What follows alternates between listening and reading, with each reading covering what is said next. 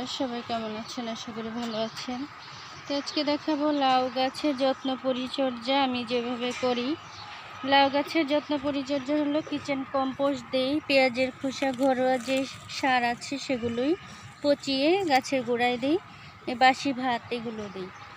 তো সেই সাথে লাউ ফুল যখন আসবে, এই যে স্ত্রী ফুল যখন আসবে, এই যে পুরুষ ফুল একটা নিয়ে এই যেভাবে ছিঁড়ে নেবেন, তারপরে কিন্তু এগুলো সাইড থেকে ফেলে কিভাবে করবেন, এই যে এইভাবে করে পলিনেশন করে দিবেন। করে দিলে কিন্তু এই যে লাউ টিকে, আমার একটা কিন্তু লাউ টিকছে, এদিকে আরও লাউ হয়েছে। তো এইভাবে লাউ গাছের যত্ন পরিচর্যা করলে অনেক লাউ পাওয়া যায়।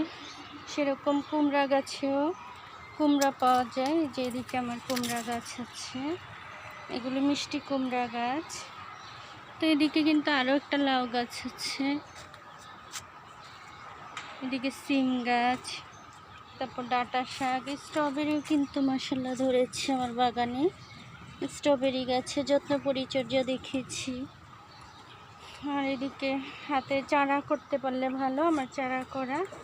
এদিকে হচ্ছে এই যে এটা কিন্তু একটা এই যে সালাদ খাওয়ার গাছ, লেটুস পাতা, এটা ক্যাপসিকাম, এটা কালো মরিচ, বোম্বাই মরিচ, বেগুনি কালার মরিচ। আর এদিকে তো সুন্দর ফুল ফুটে আছে। এদিকে করলা গাছ হয়েছে, বড় হচ্ছে, গরমের সবজি। এদিকে জবা ফুল ফুটে আছে। এদিকে তো মাশাআল্লাহ অনেক কাগজি লেবু হয়েছে বছর। তো এখানে পুঁই শাকের বিচি লাগিয়ে দিচ্ছি, কচু শাক হচ্ছে। একদিকে ড্রাগন, তো কামরাঙ্গা গাছে নতুন পাতা হয়েছে। এদিকে নানা রকম ফুলের গাছ।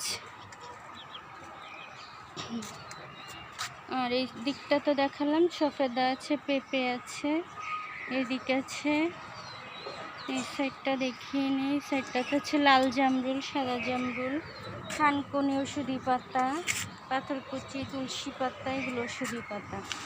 12 মাসে আমড়া গাছে ফুল এসেছে। আর এদিকে লাল সজনে গাছ, মেহেদি পাতা, আতা ফলের গাছ, করমচা, ডালিম।